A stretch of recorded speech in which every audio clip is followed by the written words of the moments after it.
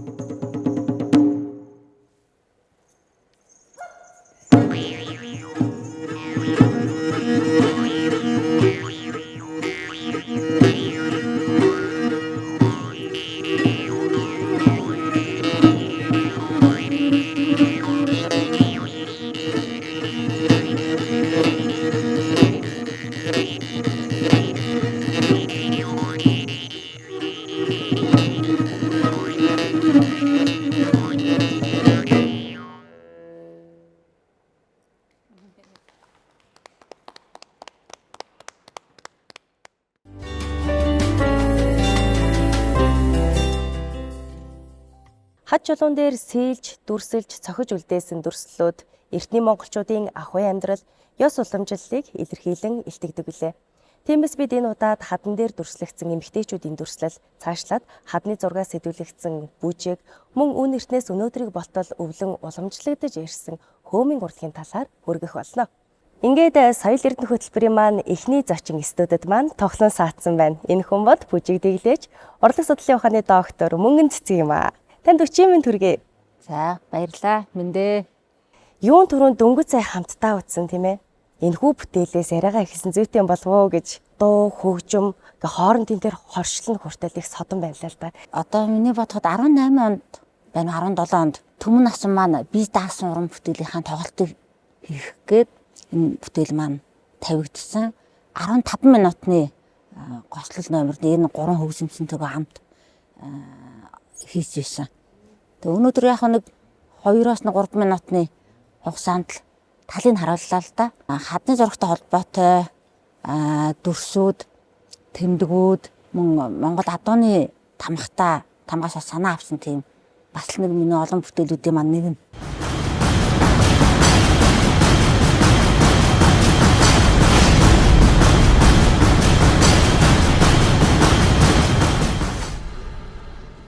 Тэр хадан дээр байсан тийм ээ дүрслэл бас энэ бүжиг дээр ингээ явж гин. Нийтдээ таны хувьд 47 жил яг энэ бүжгийн урлагтай амьдралаа холбосон байна л да. Одоо 1998 оноос хойш ялангуяа тийм ээ хадны тэр зураг, хадан дээр дүрслэгдсэн тэр дүрснүүдээс санаа авч тухайн одоо дүрснүүдийг судлаж өөрийн уран бүтээл дээр ингээ шингээж өгсөн. Тэгэхээр яг ингэх басан шалтгаан нь юу юм бэ? Ер нь хадан дээр дүрслэгдсэн тэр дүрс одоо зургнуудыг тийм ээ бүжгийн хөдөлгөөнд оруулж ингэж бүжиг дэглэсэн ер нь бүжиг дэглэж нэр хэрэг байдаг юм бол Анх соёл урлагийн их сургуулийн оюутан байхдаа бие даалтан дээр хадны зургийн номноос санаа аваад бие даалтаа зохиомжоо хийж байгаад багтаа айгүйх магтуулж байсан 1995 он. Яг сургуулаа төгсөөд 1998 онд анхныхаа уран бүтээлийг тавих гээд захиалгаар уламжлал гэдэг нэртэй одоогийн бүжиг дэглээс инх гэрэл отхон сүрэн 2-т тавих тийм үүрэг даалгаврыг авлаа. За тэгээд модерн бүжиг тавина. Тэгсэн ирнэ ерөөсөө өмнө байгаагүй хөдөлгөөнтэй. Тэгсэн ирнэ хаанаас нь сарсан Монгол тийм ахуй харагдах хөдөлгөөнтэй байх хэвээр. Гэсэн үүрэг даалгаврыг аваад нүү данс гэдэг хамтлагийн нээлтэн дээр хийсэн юм байна. Энэ нэг улаан урт өстэй ахгүй юу? Эмэгтэй нь.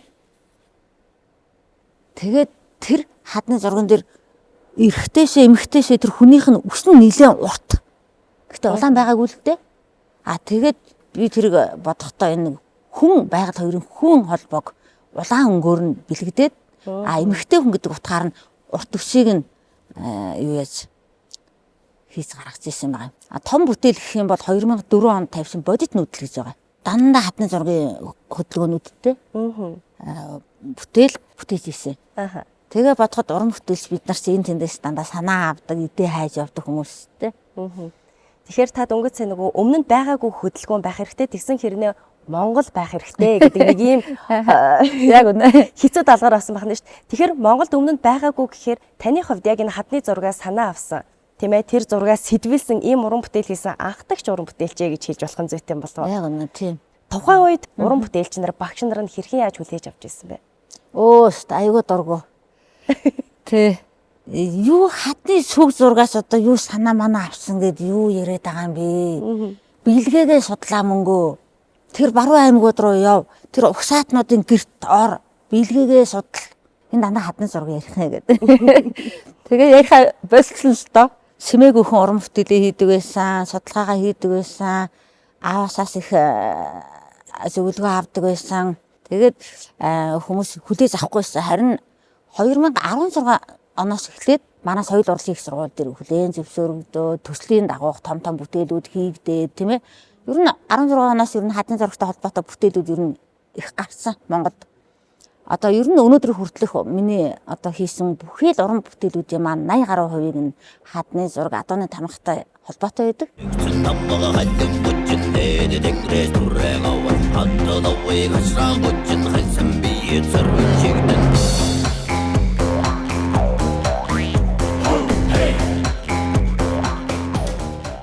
Тэгээд одоо мөн их дүрслэлүүд бидэнд байна. Тэгэхээр энэ хадан дээр одоо үлдсэн байгаа тийм ээ зурагдан, сэлэгдэн ингэж үлдсэн байгаа эдгээр дүрснүүд маань яг юм Монгол одоо бүжгийн хөдөлгөөнийг илэрхийлэхэд одоо бүрэн одоо боломжтой. Яг ер нь амаргүй. Магадгүй Батбол докторын ярьснаар энолитийн үед тийм ээ одоо мезолитийн үеэс эхлээд хүнийг зурдаг болсон байгаа хатанд. Тэрнээс өмнө хүннийг ерөөсөө зурхгүй дандаа ан амтан, араатан, янгир тий одоо мал тийм ээ. Тэгээд тэр хүнийг зураад эхэлсэн үеэс эхлээд л ерөөсөө тухайн нийгэмд хүн гэдэг амтан ийм байсан юм байна. Тухайн хүний хэрэглэлүүд ийм хэрэглэлүүд байсан юм байна. Тэдний гар нь одоо ихэвчлэн өргөөтэй байхад үс толгоондоо юу хийдэг зүүдэг байсан. Мэдхгүй ер нь ягаад гэсэн их олон жил судалгаа болоод тэр ингээд харсаар байгаад эднийг одоо таньдаг болцсон, мэддэг болцсон. Одоо эндээс харахад энэ гар хөлн амар ойлгомжтой. Тэгээд энэ дүрсийг аваад Монгол бүжгийн маань суур 5 зарчим дээр тулгуурлаад Монгол өнгө байх хэрэгтэй, Монгол бэлгэдэл байх хэрэгтэй, Монгол нам төрхн байх хэрэгтэй, Монгол хувцастай, Монгол хөгсөм хөг аялгын дуурах хэрэгтэй. Тэгээд магадгүй Монгол дүр төрөх байх хэрэгтэй. Тэ? Хамгийн гол юмсаа Монгол хүний нам төрөх манер гэдэг маань яг хүн Монгол хүн явах нэг өөр. Магадгүй хараад одоо хятад хүний явдал нэг өөр, орос хүний явдал нэг өөр гэдэг түүнтэй адилхан бидний хийх хөдөлгөөний нам тэс өөр.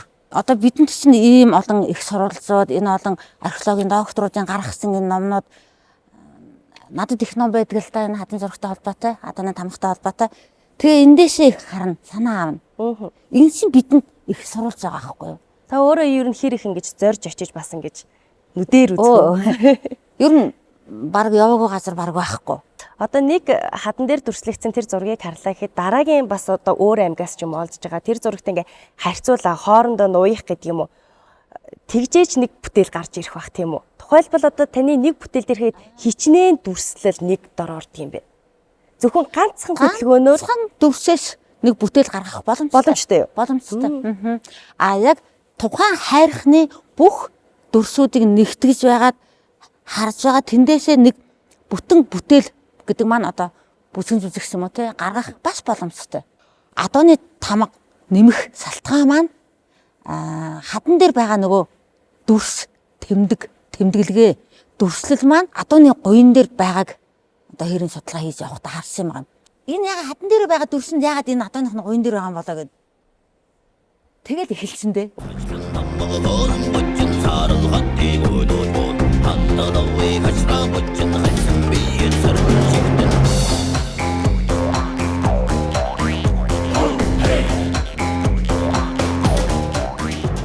Гэтэл ерөөсөө амархан юм байна. Тун амархан. Монголд бол давхардсан тоогороо 3000 гаруй адууны тамга байдаг юм байна. Тэр олон мянган адууны тамган дотроос нь 18 тамгыг нь сонгож аваад тухайн 18 тамгыг хөдөлгөөнд оруулах боломжтой юм байна гэж харсан. Тэгэхээр одоо энэ туухай тамгыг аваад үзэл та. Тэ? Туухай тамга. За эндээс ингээ хас тамга болдог юм уу? Тийм байна. Тэгээ энэс одоо хөдөлгөөнд оруулах, Монгол биелгээнд оруулах тий айгүй тийм авсаархан байгаа байхгүй. Монгол хүний биеинд өөрт нь яагаад тэр мөрн хөдлөх, далны хөдлөх, хавирга нь хөдлөх, морь унаас яваа мэт тэмээгээ төсөөлөд явж байгаа мэт тий энэ дээр хөдөлгөөн хийх ер нь их Монгол хүний биеинд их тохирсон. Яагаад тэгэхээр ер нь гадаад долон газраар ингээд биелгээ заагаад явж байхад хөдөлгөөнийг амархан авч байгаа ер нь Монгол хүнтэй адилхан тэгж манер намбыг гаргах нь айгүй асуудалтай. Тийм учраас яг ямар намын хамгийн ингэж одоо бусад орны хүмүүс их хэцүү байдаг юм бол морьныхоо явдлыг, морьныхоо одоо адуу малныхаа явдлыг гисгэ алхаа тэдний хатраа зороолохыг мөрөөрөө илэрхийлнэ. Мөр хөдөлдөг нь болоод Монгол биелгээ, Монгол бүжгийн хамгийн том онцлог. Тэгэхэд би одоо Тайванд нэг 4 сар Тайваны урлагийн их сургуульд оюутнуудтай ажиллахад Тайваны оюутнууд хөдөлгөөнийг дор нь авна. Мартахгүй. Маш идэвхтэй, хариуцлагатай. Харамсалтай нь 2-3 хоногийн дараа дахиад нөгөө биелгийг хийлгэхэд тэд мөр байхгүй юм. Ингээ хийхэд өөрсөнд нэг эвгүй. Яагаад гэвэл тэд морь ундаг байсан уу, удам өвгдээд шүү дээ, тийм ээ. Ахуулын холбоотой генд нь байна уу тий. Аха. Тэгэхээр адууны тамганы хэлбэр дүрс болоод Монгол биелгээтэй уялдаад Монгол хүний мэдрэмж талаас нь Монгол хүний баялаг өв санг одоо субъект талаас нь харах юм бол үнэхээр тийм ганган байгаа байхгүй юу. Монгол бүсгийн маань үндэш язгуур юу вэ гэхээр хүн амьтан хоёрын илэрхийллийг гаргах буюу намб төрөх галбир, биеийн галбир, сээжин биеийн галбир байх. За гуравт нь болохоор байгалийн үзэгдлийг Монгол бүсгээр, Монгол урлагаар илэрхийлдэг байгаа. За дөрөвдүгüүрт нь одоо тийм нэг өвлгөр домгийн мэт ямарваа нэг Монгол зан үйлийг илэрхийлж гаргахдаа бид утга бэлэгдлийг нь мөн утга санаа үжил санааг нь аягүй сайн баримтлах хэрэгтэй. Одоо тухайлбал энэ дээр буйлан гэхэд л Баатар ирж чадвал гэд ингээд биччихсэн тийм ээ. Энэ болгоныг ингэж тус бүр дээр нь ингэж гаргаж илэрхийлнэ тийм ээ. Тэр утгыг гаргана, бэлэгдлийн хүмүүст хүргэнэ гэдэг бол өөрөө асар их удаан хугацааны судалгаа, удаан хугацааны эрэл хайгуул үүний үндсэн дээр өнөөдөр дэглэгдэж байгаа болов. Ингээд ярилцлагаа төгсгөл дээр Монгол тамган биелгээ гэх нэг сайхан уран бүтээлийг хамтдаа үзье гэж бодож байна. Үзэгчид яаж харуул энэ бүжгийг илүү их ойлгож мэдрэх бол? Яг 8 тамга нэг дор орсон бүтээл байгаа байхгүй юу? Гал тамга тий. Сарн тамга, онгон тамга, дэгрээ тамга, сэрээ тамга, буйлан тамга, туухай тамга, хас тамга, хайруулан тамга энэ төрсэн багс уу? Байх хэвээр тий. 8 тамга орсон энэ бүтээлээс одоо хүн болгон өөрийнхөө тамгыг олж харах мөн би ийм тамган биелгээ хийж болох юм байна. Болохгүй л мөнгөн цэцэг багсаас очиод надаас ирээд тийм ээ асуугаад өөрөнгө гэсэн хөдөлгөөнтэй болоод явж болох юм байна гэж. Тэр санаа сэтлийг аваасаа гэж тийм ээ. За ингээ энэ сайхан бүтээлээ хамтдаа үзье. За тэгээ. За.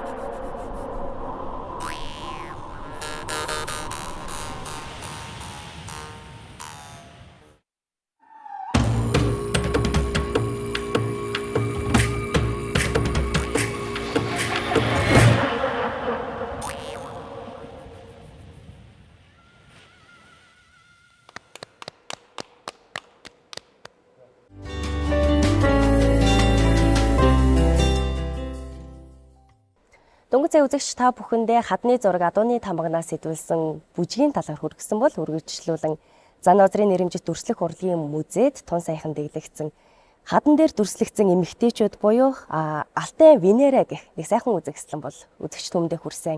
Тэгвэл энэхүү үзэгслэн зохион байгуулсан Сэм студийн найруулагч Баяр студид маань ирсэн байна. Өчигмийн төргийн урилга хүлээн авч хүрэлцэн ирсэнд баярлалаа.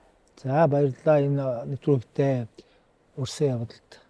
Тэгвэл яг энэхүү хадан дээр одоо дүрслэгдсэн энэ зургуудыг ер нь хизээнээс эхлэн тэр фото зургийн хайснаа буулгаж ингэж цоглуулж эхэлсэн юм бэ та? 2000 он.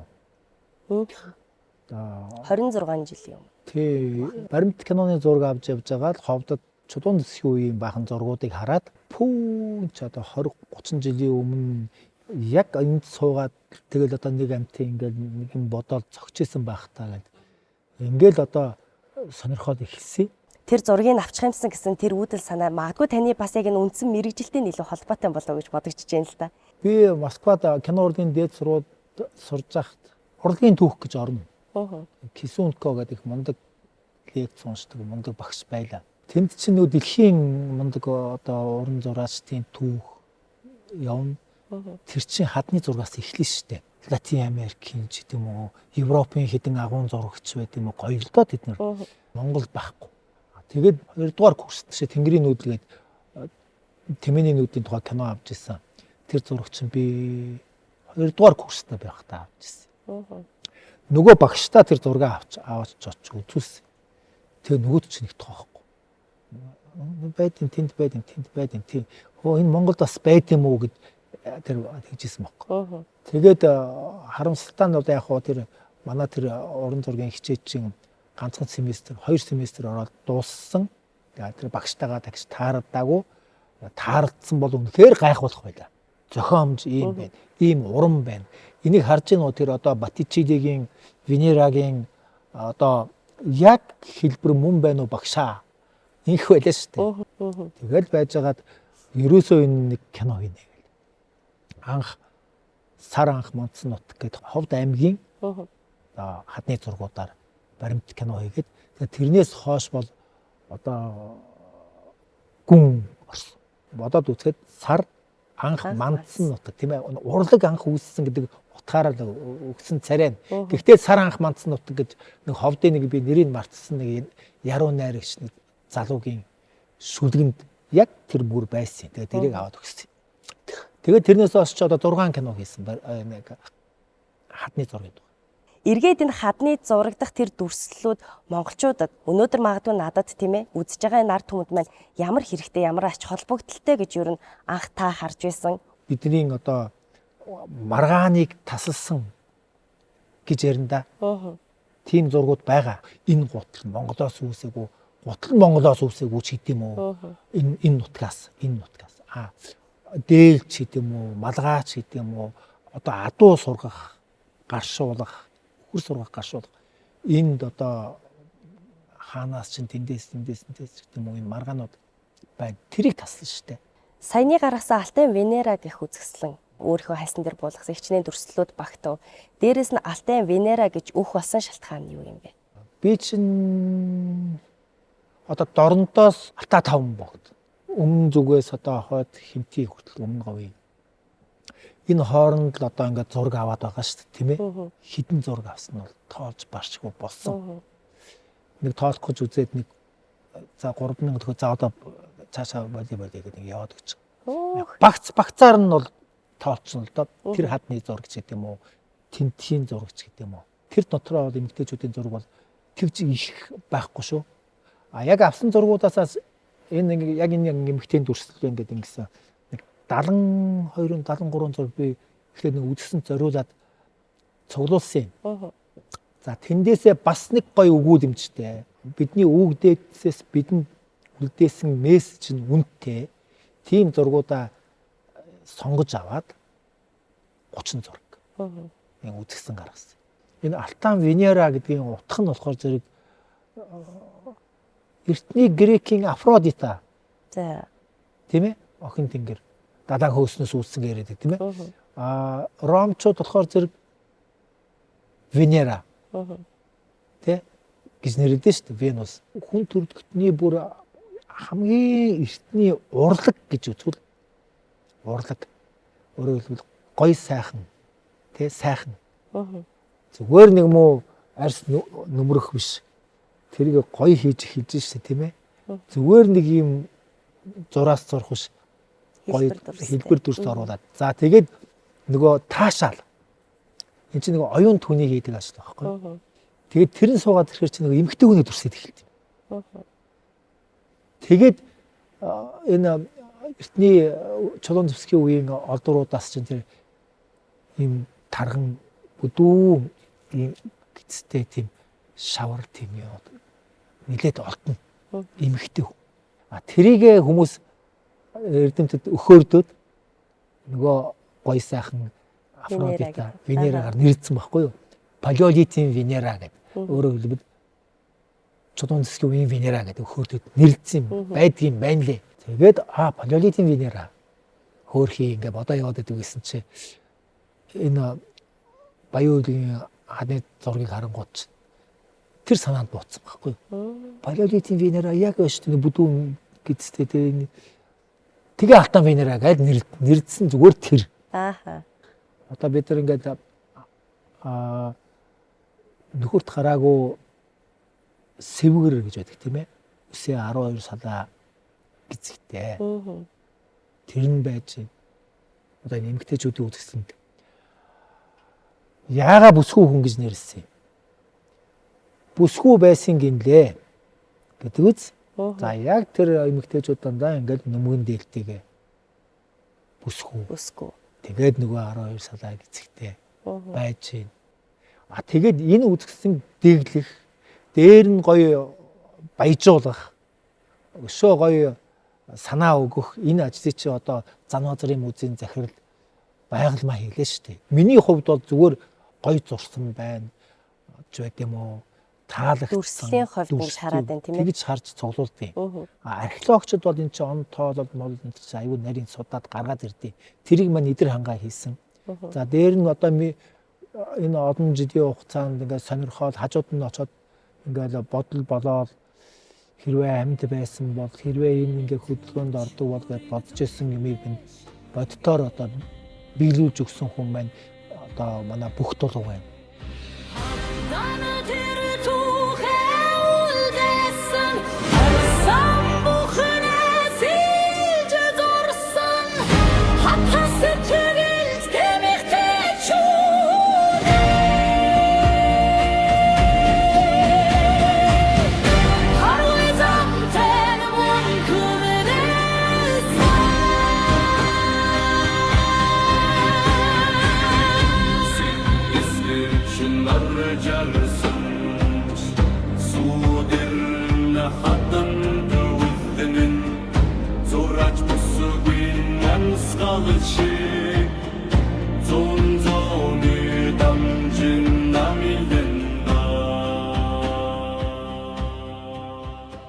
Одоо тухайлбал энд харагдчихж байгаа. Энэ бол одоо эндээс чинь 1900 гаруй км хол байдаг. Ямаа усны хадны зураг, алдартай зураг л да. Томоо хадан дээр маш олон зураг байгаа. Олон үеийн зургууд зурсан. Тэрийг манай археологчид бол бүгдээрээ судлаад сайхан бүгдийг тогтоодсон. Тэгээ би эндээс энэ хөдөлгөөн, тэрний хөдөлгөөн тэгээ энэ гурвалсан морь тэгээ дотор нь сууж байгаа хүнийг би бол шууд хараад энэ эмэгтэй хүн байна, хатан байна. Тэгэл ингээл одоо надад буучж байгаа юм л да. Тэгээд ч ер нь бол зүгээр судлаач энэ бол хатаан ингээд хэлдэг юм. Тэгээд эн чинь тэр дугуй одоо яг ийм дугуй олдсон шүү дээ. За тэгээд сүүх тэр хичнээн гоё их ганган хэнцэр байна тийм ээ. Тийм байна. Хүннүгийн зураг гэж үздэг энийг манай археологчдын ярьж байгаагаар ингээд хүннүгийн мундаг том тамгууд байгаад идэв. Энэ зургийг хачаад. Энэ зураг бол одоо жишээлбэл Дундгой аймгийн Үлзийд сумын Такт багийн одоо тэгээ алдарт дийл бол юм. Энийг үзчихээ тэрийг үзнэ гэдэг чинь бас хэцүү шин тий. За би яг тэр үүднээсээ ингээд үзэсгэлэн гарах нөгөө санаа минь төрж байгаа юм л да. Тэр хол яваад тэрийг үзчихсэн дор маш сайн аппаратаар чанартай гэрэл одоо өнгийн тааруулаад ингээд гоё томоор авах юм бол тэр үзэж байгаа хүмүүст маань гоё сэтгэл буух байхаа. Ямаа усны хадны зургийг чинь урт нь 7 өндөр нь 4 м хэвлэхэд чанар огт алдагдахгүйгээр авсан. Өмнө гов, дунд гов, хинти, ховд, баян үлгий. За тэгээ боддоо говь алтаа. Тэгээ энэ чинь аймгийн төв биш, сум биш, сумаасаа хол байгаа. Бүр аглаг хөдөө хээр хинч очтгүй газар ч байгаа шүү дээ. 2010 онд Монголын сая өдрүүд гэдэг Тий. ийм үзэсгэлэн гаргаж ирсэн байна. 13 бүлэгт хуваагаад. Итали, Польш, Литв, Унгар, Франц орнуудаар гарсан.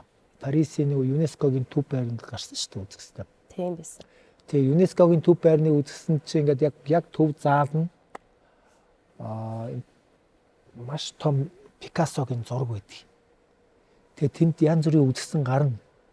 Тэгээ тэр зургийнхаа өмнө зураг тавилдаггүй байхгүй. Тэгсэн чинь тэр нь манай энэ Ар хангагийн аймгийн Чулуут голын нэг бөөгийн дүрслэлүүд өгдөө. Тэрнтэй аюу хийж харагдаад. Хоёр зурагтай. Тэгээд би хоёр зургаа ингээд хэлэхгүй ингээд болт ихээр нь авчих гэж аваад тавьсан байхгүй. Тэгсэн чинь тэр өндөр менеж залуу хурж яд уучлаарай энэ зураг тавьж болохгүй. Тавилдгүй. Тэгэхээр би нөгөө зургаа үзээд байд. Энэ зургийг хардаа. Энэ зураг 3000 гаруй жилийн өмнөх зураг. Тэгээд Пикассо болохоор Испаний нэг агууд ороод хадны зургийг үзэнгүүтээ бид нэр өмнөхөөсөө хоцорцсон яваа хүмүүс юм биш. Тэгээд уул галтцын гинлээ. Та Пикассогийн зураг энэ зураг хоёрыг хардаа ижлэхэн байгаа үз. Тэгээд би энэ таймаар санагдаад гисэн чи. За ингээ харстаа. За тийм байх тийм ээ. Би нэг хүн рүү уцтаадах яад уцтан гутаа. За энэ хоёр зургаар тавьчих гэдэг. Ингээ тавиад тэнд үзсэнгээ гаргаж ирсэн. Яг энэ хадны зураг дээр монголчуудын ахуй амьдрал, за өмсгөл зүүсгэл ямар зүйлийг эдлэж хэрэглэж байсан. Эмэгтэйчүүдэн тухайлбал ус гизгээ яаж хамдаг байсан. Тийм ээ тоглоом наадгай нь ямар байсан гэдэг ч юм уу. Ер нь монголчуудын амьдралыг тэр чигээр нь ингээ хүр нүгэлцэн байдаг юм шүү. Ерөөсөө л наадах. Наадах чинь одоо нэг чухал зүйл. За морь малаа сургаж байгаа инг ахуулж байгаа зураг жишээлбэл байж байна. Ан ав хийж байгаа одоо монголчуудын хийдэг ан авын янз бүрийн арга техникүүд нь зурагдсан байж байна. Ном сумны хөгжил харагдаж байна. Тэрэг гэж нэг гайхамшигтай юм байна одоо энэ тэрэг. Эдгээр чинь тэгээд Монголын ахуйнууд шүү дээ. Бүгдээрээ ахуй соёлууд тамгууд байж байна. Одоо ингээд тэр тураа тамга гэдэг нэг эртний тамга цэвэнд орж байгаа надад ихтэй энэ бол хүү нэгдлийн үеэс хийсэн тамгаа. Нэг эртний тамгаа гэж хэлж ийсэн. Тэгэхээр тэр чинь ач холбогдлын хувьд өндөр. Тэгэхээр энэ хадан дээр дүрслэгдсэн эдгээр дүрсүүдийг эргээд яг тэр одоо төрх загвараар нь хадгалах, устж үгүй болохоос нь сэргийлэх ямар арга байна? Тэр өргөн уудам нутагт одоо энэ олон зургийг хажууд нь очиод нэг харуул хамгаалалт тавина гэдэг бол үлгэр. Энд чинь эрт дээр үеэс ихтэй дуулна оюуны дархлаанд орсон байсан шүү дээ. За. Тэрийг би юугаар мэддэг гэсэн манай ээж энэ лусын охтын тоглодог тоглоомын гисээ. Тэгээ одоо энэ зураг руу ойртож болохгүй, чулуу шидэж болохгүй, малаа жоохон асуур харуулах ёстой, сүйтгэж бүр болохгүй. Энэ чинь оюуны дархлаа. Ингээд дархалцсан байж иж. Одоо бол хүмүүс дээр нь одоо би ирсэн чи би чамд хайртай манай ангийнхын ирүү танаа сумынхан тэв мэгүү гэдэг ингээд баах юм бичсэн байдیں۔ Зарим нь одоо ингээд хохуулж аав. Энэ нэг юм хөөрхөн тамга байсан ингээд хэрэг байхгүй болчихно. Одоо яадгийн би гэртээ аваачаад хашаанаа тавьдаг юм уу? Яадгийн. Одоо гадны дотны хүмүүс гайхуулаад ч юм уу үзүүлээд сонирхуулаад бас нэг ингээд түүхээ сэргээгээд үзээд бахархаад гайхаад бишгээд ингээд ингийн тулд бид нар чинь бас ингээд нэг аял жууч центр гэдэг юм яриад байгаа үстэй. Тэгээд ингээ гаргаад ирэх чинь тэрний мөрөөр нь очиж сүйтгэж хийжтэй. Би одоо сүүлийн үед зургуудад тавихтаа тэр аймгийн тэр сумын тим газар гэж тавиха болсон. Сүйтгэн 10-20 мянган жилийн өмнөх үеийн зургийг чинь 10-20 минутын дотор байхгүй болгочихж байгаа. Зарим нь аюу өрөвдөлтөө ч байх тий. Энэ зураг ингээ ийм гоё зураг тэг муутах гадаа харна дээрээс нь цохоод тодруулсан. Үн цэнийг алдагдуулаа хийчих байхгүй болгооч. Тийм ээ. Зарим нь болохоор бурхан гончгсан мэнэ гэж шүтээд сүү цацаа юм. Тэгээ бүдгрүүлээ. За иймэрхүү юмнууд байна штэ. За тэгээ энэний мөрөөр одоо бас арга хэмжээ авахгүй биш аваад байгаа. ЮНЕСКОд бүртгэгдсэн Монгол алтан хадны зургийн захиргаа гэж байгуулсан. За миний бодлоор бол хамгийн одоо зөв арга бол нутгийн ард иргэдэд сайн ойлгуулад тэд нар чинь сайхан хажууд нь юм уу 5 км-ийн хоолт ч юм уу байж байгаа шүү дээ. Тэгээд тийшээ машин явахд чинь манайхан хөдөөнийх чинь мэддэг үсттэй. Тийш нэг тийм явж дээ. Намайг Аршаа хадны тухай кино хийсэн би. Тэгээд дараа нэг хүмүүс хамт яваад очиод үзье гэдэг яваад очиод очингууд мартаа тохиод ирчихсэн. Тэр бол мундаг үе шүү те. Гоё байгааз тийм. Тэгэд иймэрхүү маягийн. Санаатаа бөгөөд санамсруугаар тэгж сүйтгэл бол их явагдаж. Нутгийн ардуудтай сайхан гэрээ хийгээл ингээд сайхан хамгаалтанд л авчмаар санагдаад байгаа. Түүнээс бүгднгийн яг ингээд яа нэг бол хэцүү. Хүн ер нь тэгдэж штэ нөгөө байнга сонсоод байдаг зүйлээ ингээд толгоонд буулгаад авчдаг. Хүн ингээд нэг буруу үйлдэл хийх чахта нэрэ тэгдэж штэ гэдэг ч юм уу. Хүнд нэг юм сэтгэлд нь орсон зүйл гэж байна штэ. Тэр болтол ингээд үргэлж ярьж, ойлгуулж, тогтмол ингээд одоо хэлж өгч байх хэрэгтэй болов гэж бодож байна л да. Яг миний хэлэх гэжсэн юмыг ерөөсөө яг 100% хэлчихлээ. Ерөөсөө наадах чинь тий.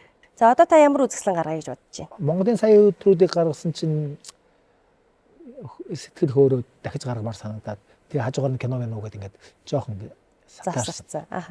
Тэгээ одоо сая Монголын хадны зураг эмэгтэйчүүдийн төрс Алтан Венера гэдэг гаргасан чинь дахиад гаргамаар санагдаад. Тэгсэн чинь Монгол хүн байна да энэ ч одоо бас моринжилж гарлаа. Тэгээд Монголын хадны зурагт адууны төрсөн. Хэдийд гаршуулсан бэ, хаана гаршуулсан бэ дэлхийд даяар адууг анх 3500, 3700 ч гэдэг юм уу, 4000 ч гэдэг юм уу. Магадгүй тэнд нөлөөлөхүйц зургууд байгаа шүү. Хадны зурган дээр чимээ, дуу чимээг дүрссэн гэж би боддتي. Дуу чимээ бүр ингээд бүр сумны эсгэрийн сонсогдол зурсан зургууд байна. Хадны зураг дээр зургаас урлагийн хичнээн төрөл салгаалж болж байна. Таны бодлоор бүх төр. Ер нь бол зүгээр одоо энэ эрт дээр үеийн зургууд чинь хүн төрөлхтний Балчир үеийн урлаг гин. Хүн төрөлхтөн Балчир үе байхад ямар нэгэн номнол байхгүй. Өөрт буусан сэтгэгдэл тийм ээ. Төсөөлөл. Агуу их төсөөллийн ертөнцийн шүү дээ. Тэрүүгээрээ зурна. Баллуурдахгүй шүү дээ. Тэгээ бодохоор гайхамшигтай байд. За ингээд урилга хүлээн авч хүрэлцэн танд маш их баярлалаа. Дараагийн үзэсгэлэнтэнд амжилт хүсье. За урсанд баярлалаа. За.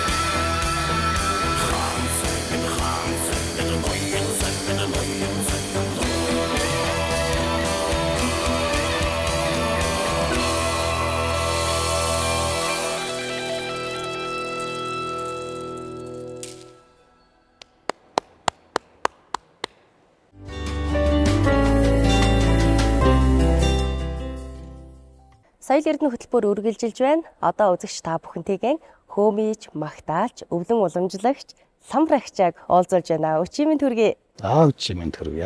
Уран бүтээлийн олзоомог арин байна уу? Ариун байна. За юун төрөө бас цэнгэр дэлгэц үзэн суугаа бүх сайхан мэдлчүүдээ нэг чимэнд өргөн дэвшүүлье. За миний хувьд гэх юм бол Увсан аймгийн Улаан хотод одоо төрж өссөн байдаг. Одоо хүүхэд ахуй наснаас бол энэ язгуур өв соёлтой их холбогдсон. Бидний хүүхэд ахтай өмнө бас ингээд бидэнд бас туйлын хэсгээс хайлж өгдөг байлаа. За миний одоо авах соёлын давцдаг Палмжоо гэж ах маань одоо хөөмөлдөг. За дээрээс нь бас аав ээж хоёр маань сайхан дуулж хурддаг улсууд байсан. 10 дугаар анги одоо төгсөх жилийнэ ерөнхийдөө энэ хөөмийн урлаг гэдэг зүйл рүү нэлээд шимтэж орсон. Одоо багшаас шавьяас гээл ааваас хүүд одоо ахаас дүүч гэдэг юм ингээд нөгөө шавь сургалтаар уламжлагдаж өвлөгдөж ирсэн байна. Таны хувьд олон шавнартай юм билээ. Хөөмийн магтаал тийм ээ. Ингээ бас хүмүүст ингээд ийм байд юм шүү гэдгийг танин мэдүүлээд явах бас нэг өөр ба хүнд заана гэдэг өөрөө бас нэг том юм ухаан шүү дээ. Тэгээ би болохоор 2009 оноос эхлээд ерөнхийдөө шав авч эхэлсэн байдаг. Тэгээ хамгийн анхны шав маань ихэр шав байсан. Өө ямар хөөрхий. Тэгээд аюу бэлгшээж бодчихсон тухай үед. Тэгээд нийтдээ бараг 300 гаруй шав байгаа. Би бол та хэдэд одоо байхгүй юм заах гэдэг байгаа юм шээ. Чи Монгол хүн болгон сайхан хөөмөлдөг чадвар нь байна дотроо тийм ээ. Тэгэхээр тэрий чинь нээж сайхан ингэж сургаж өгнө л гэж л шавнартай хэлдэг шүү дээ. Гэтэ тэр хөөмөлөхөд одоо нөгөө энэ хилний байрлал гэдэг ч юм уу юм хоошо байх хэвээр гэл бас нэг юм өгүүлэхгүй энэ эргэтэн доторх үйл ажиллагаа бас их юм билээ шүү дээ. Тэгэхээр нэг ясандаа одоо юм нас бит хүрсэн тийм ээ. Энэ одоо хүмүүс тухайлбал яг ингээд хөөмөлё гэдэг юм бол тийм боломжтой юм уу? Одоо хөөмөс сурах чинь бол маш сайн өөрийгөө сонсдог байх хэрэгтэй. Би яг юу дуурахын тулд юуг хийх хэрэгтэй вэ? Төрүүлж бие бэлдэнэ гэдэг чинь тийм ээ. Монголчууд ярьдаг шүү дээ. Сайлаа бэлтгэхэр саваа бэлдэг гэж. Тэгэхээр бие нөгөө хөөмөд дуурах бие бэлдэх хэрэгтэй. Тэгэхээр сурахгүй юм гэж бол байхгүй. Эмэгтэй хэрэгтэй. Насны хувьд гэх юм бол одоо бас энэ олон жилийн туршлаас харахад ер нь 15 наснаас дээш зүгээр. Тийм үү? Эрэгтэй хөвч нөгөө бас нэг хоол ам өөрчлөлт шүү дээ. Тэгэхээр тэрний дараа сурвал их зүгээр. За ширээн дээр байгаа энэ сайхан амжилтуудаасаа үзэгчтэй маань бас хуваалцаач. Ямар уралдаан тэмцээнд оролцож байв? Тухайлбал энэ ч одоо та хувь хүн гэдэг талаасаа бас Монгол улсын уран бүтээлч гэж одоо тэнд дуудуулж тийм ээ ингэж тайсан дээр гарч байгаа шүү дээ. Тэгээд хамгийн анх бол 2007 онд би одоо хуучнаар бол улсын ардын дууч гэж болох. Одоор бол үндэсний урлагийн театрт гослох өмчөөр ажилд орсон. Тэгээд чуулгад ороод анхны уралдаанд орж үзсэн. Тэр нь болохоор улсын ерөөлч магтаалчдын 6 дугаар уралдаан гэдэг 2008 онд болсон. 3 шаттай явагдаж байгаа юм л да. Нэгдүгээр шат нь бол уламжлалт одоо магтаал, хоёрдугаарх нь бол орчин цагийн магтаал, гуравдугаар нь болохоор нөгөө шууд сэдв өгөө тэрийг магтдаг. Тэр нь аюу хэцүү байсан надад. Тэгээд адуун сүргийн магтаал гэдэг одоо шинээр орчин цагийн магтаалыг тухайн үед одоо аялгаугийн зохиож гаргаж ирээд тэр бүтээл маань надад тэр уралдаанаас одоо дэд барийн шагналыг авч ирж байсан төгтөө. Анх удаа нөгөө хөөмөс сурчаад уралдаанд орж шагнал авч байгаа нэр. Тэгээ 2009 онд одоо олон улсын Монгол хөөмийн симфонизм гэдэг болсон. Тэр уралдаанд одоо чуулгынхаа 2 хөөмичтэй Баясгалан Жаданбаа гэдэг 2 хөөмичтэй хамтарч харсуул тамтлагаар тэргүүн байрыг бас хүртэж байсан. Энэ жишээ нэг Якутт очиод нөгөө туульчдын уралдаан Олонхоо гэдэг юм байна. За. Тэр туульчдын уралдаанд оролцоод тэгээ надад нэг ийм сайхан морины сүүл өгчээсэн. Якутт нөгөө туульчд нь энийг мөрөн дээрээ тавьж явдаг юм ингээд. Ингээд. Тэгээд туйлаа хайлахтаа аваад хөлөө ачиж суудаг. Тэгээ нэг гараа ингээд чихэн дээрээ барьдаг. Тэгээ энийгээ болохоор аваад өвдгөн дээр ингээд тавьчихад тэгээ туйлаа хайлдаг. Бас их сонин. Бас өөрсдийнх нь одоо өөрсдийн бас онцлогуд байдаг. Урлаг соёлтой холбоотой хүн гарч ирээд бид нар өвд эдсийнхаа энэ одоо уламжлагч ирсэн энэ соёлын уралдуулдаг нь одоо маш буруу зүйл юм байна. Энд дэрсэн одоо бүх одоо туйлчд уран бүтээлч тийм ээ. Бүгд та нар одоо нэгдүгээр хайранд орсон шүү гэд бидэрт бүгдэнд нэм батлан жентер гардуулж өгч ирсэн. Энэ Узбекистан зохион байгуулагдсан, Хива хотод зохион байгуулагдсан олон улсын туйлчдын одоо энэ чинь 60 гаруй орны уран бүтээлчд оролцсон баха туйлчд. Энэ уралдаанд сая өнгөрсөн 25 онд оролцоод 3 дугаар хайрын шагнал хүртсэн байгаа. За энэ дараахан бас энэ Азийн ардын урлагийн их наадам гэдэг Монголд жил бүр зохион байгуулагддаг. Энэ уралдаанд орж нэгдүгээр шагналаас хүртсэн байдгийг зарим нь бас олдохгүй байна. Энэ жишээ нь энэ юуны маань би энэ шагналыг авсныгаа мэддэг байхгүй. Энэ төлчтэй 3 дахь уралдааны. Гэсэн хойноос нөгөө хамт явсан ихч рүү маань залгажсан. Танах байр эзэлсэн шүү дээ. Мэдсэн юм уу гэдэг. Би яага явцсан гэхэр нөгөө онгоц маань нисэх болчиход шагналаа гарч явахгүй тэгээд онгоцондоо орсон. Хариугаа сонсч чадаагүй суудсан байх нь. Тэгээд дундаас нь гараад явцсан чи хойноос яг онгоцон суухт утсаар ирчихсэн. Цум маань одоо алга болцсон ирж чадаа тий. Ер нь ингээ олон улсын уран бүтээлчтэй өрсөлдөө тэр тайсан дээр ингээд уралдаад байж хахад монголчуудын ондоошлол нь юу бэ? Бидний өв соёл өөрөө бидний бас сайн дутдаг. Дээрээс нь одоо хувц сонор бидний тийм ээ. Хувц сонор бас их ялгаруулж харагдуулдаг. Дээрээс нь одоо хөөмөж хүнээ өвдөх юм бол дандаа нөгөө хөөмөйтэй хослуулж явдаг учраас тухайн сонсож байгаа одоо зэрэгтэл байна, шүүгчд байна гэх мэт тэр хүмүүсийн хувьд арай нөгөө өөр амьттай зүйл сонсогддог. Хөөмийн дуурал дээр маш гайхамшигтай дуурал. Хөөмийн магтаал одоо тухайлбал юу гэдгийг одоо тэр алтай магтаал гээл байна тийм ээ 13 ориглынхоо тэр орой дээр очиж ингээ сайхан хайлдаг. Тэр одоо алтай магтаалыг хайлахад тэр нутаг усан нэг ясандаа баясаж цэнгэж байдаг. Нутгийн ард зон олно ингээ сайхан амар тайван аз жаргалтай амьдардаг гэдэг ч юм уу. Цаадлынх нь ингээ бэлэгдлийг одоо ярих юм бол маш их байдаг юм байна л л дээ. Ер нь хөөмийн магтаал гэдэг зүйл хоорондоо хэр уялдаатай. Уул нь ингээ тусдаа нэршил байгаа даа шүү дээ. Магтаал хөөмий гэд тийм ээ. За Монгол хөөмийн маань одоо яг хизээ үүссэн тодорхойгүй. Одоо өвөг дайцсаас өвлөгдөж уламжлагдаж ирсэн ийм сайхан өв соёл байдаг. Магтаал гэдэг маань өөрөө болохоор нөгөө аливаа зүйлийг одоо гоё сайхныг аялуулж магтахыг хэлээд байгаа шүү. Тэгэхээр тухайн магтаалыг одоо зүгээр нэг дуулахондоо бас энэ хөөмийн одоо тэр дууралтуудаар явахаар бас арай ондоо гэдэг. Ер нь бол яг би энэ товшуур гэж хөгжмөлтэй байна. Баруун Монголоос үүсэлтэй чавхтас хөгжим юм одоо магтагч. Энэ хөгжим бол эртээр үеэс туйл хайлах, магтаал хайлах. За бие биелгээ гэх мэтлэн одоо бол язгуур урлагчдад илүү их уйлжижсэн байх нь шүү.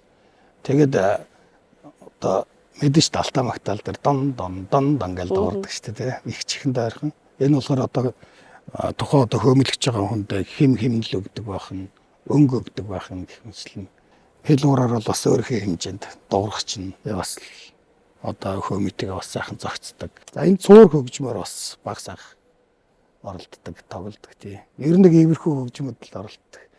Тэгээ дээрэс нь нөгөө залуучууд маань бас энэ хөөмийн урлагаа сайхан сонсдог байгаасаа энийгээрээс бас сайхан бахархдаг байгаасаа энийгээс сурах тийм хүсэл эрмэлзэл төрөөсэй гэдэг үүднээс бас 2009 оноос эхлээд уран бүтээлүүд одоо их төлхөө төөрөвж орчин цагийн одоо нөгөө хөгжмийн урсгалуудтай одоо холж гаргаж ирсэн уран бүтээлүүд бас ариун байгаа.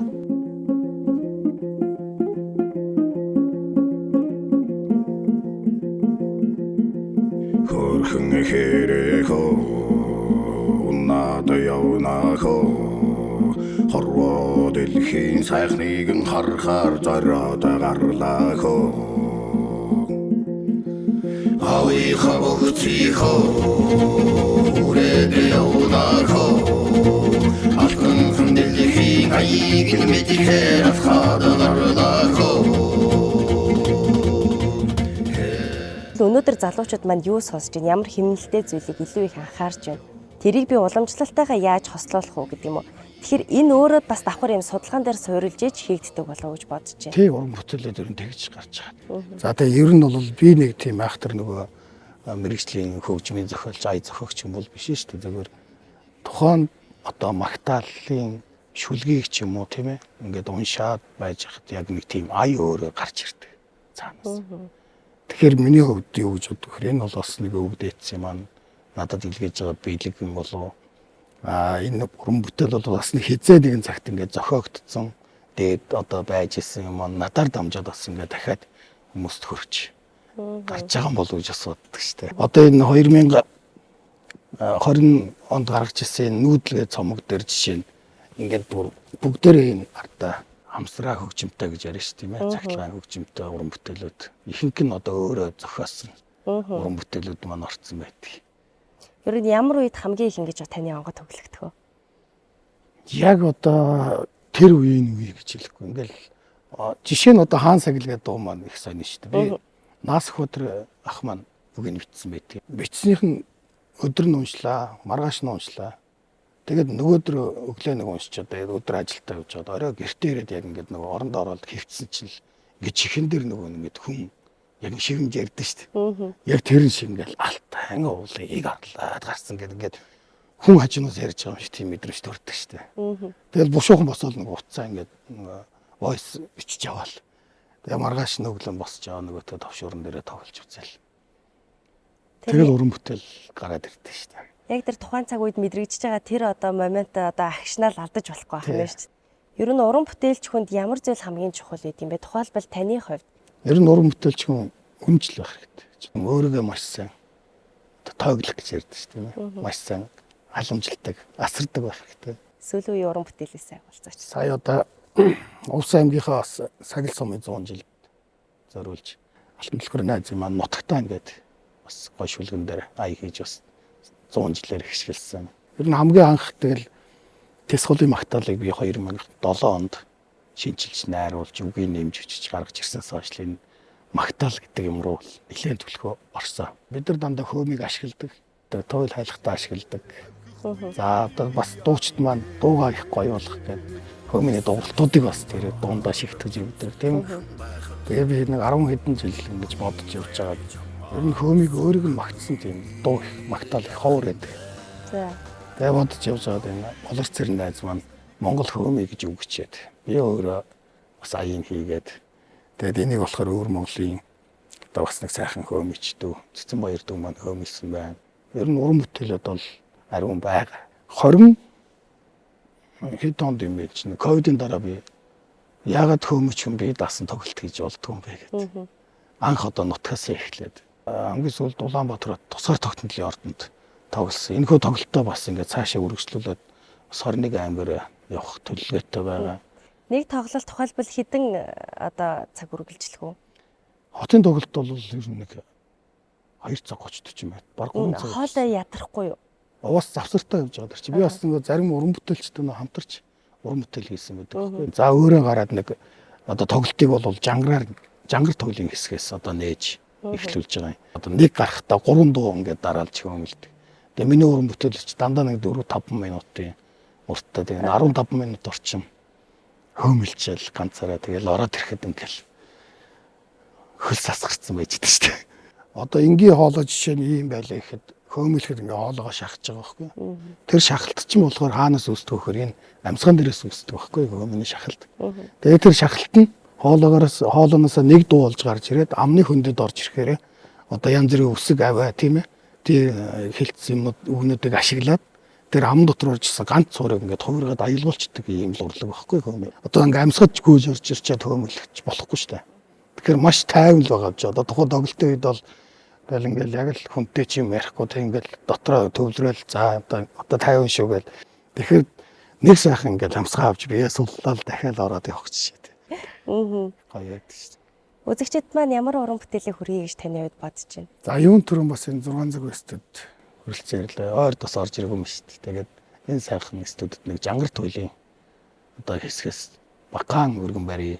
Жангар хайлсан газар жаргал үргэлж дэрдэг. Эр хүний одоо хямар лундаа дууддаг маш сайхан авшигтай туйл байдаг юм аа. Арван цагаан хурдан алтан шар цохор тугаан атваад эмтэд шацуугаар минь багиж харилж лээ суудаад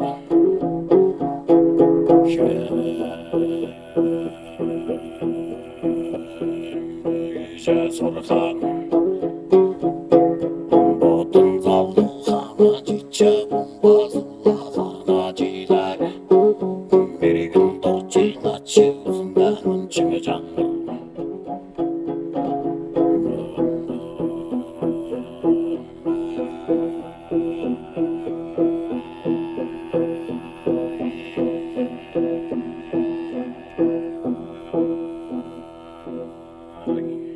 Маш их баярлалаа. Уран бүтээлийнхээ дээжээс болоод тийм ээ урлаан тэмцээнд оролцсон. Ямар урлаан тэмцээнд оролцсон, ямар амжилт үзүүлсэн гэдгээ ер нь манай уран бүтээлч чих дараахан шүү дээ. Тэр болгоо ингээд харуулад би ийм урлаан тэмцээнд ингээд оролцоод байна. Тавьчихдээ. Тэр болгоныгоо ингээд хүмүүстэй харуулдаггүй, мэдүүлдэггүй. Энэ бол эргээд Монгол орныхоо өв соёлыг дэлхийд дахинаас сурчлан таниулж байгаа хамгийн том үзүүлэлт, хамгийн том хэлбэр, олон улсад Монгол улс ийм өв соёлтой юм шүү гэдгийг хамгийн тодор танин мэдүүлж байгаа ийм үйл явдал шүү дээ. Тэгэхээр танд болон танай гэр бүлд аз жаргал хүсье. Ингээ соёл эрдэнэ хөтөлбөртэй хамт байсан үзэгч та бүхэндээ баярлалаа. Шинэ дугаараар эргэн уулзтлаа. Түр баяртай үзэгчтэй.